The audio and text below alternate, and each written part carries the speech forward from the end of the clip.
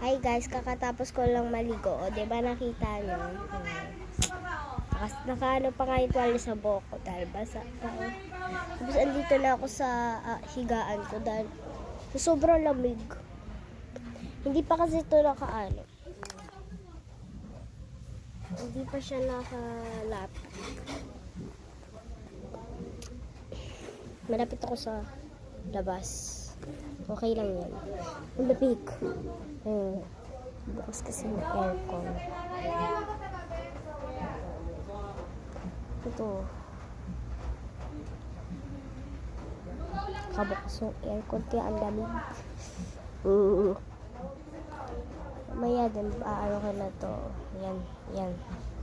Nakatali kasi to. Aircon nandun sa kwarto. Andun.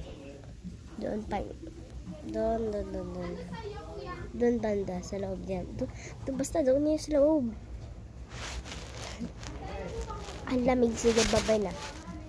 Bye-bye! Katapos ko lang maligo. So, nandyan yung ko. Basta, dyan na yun.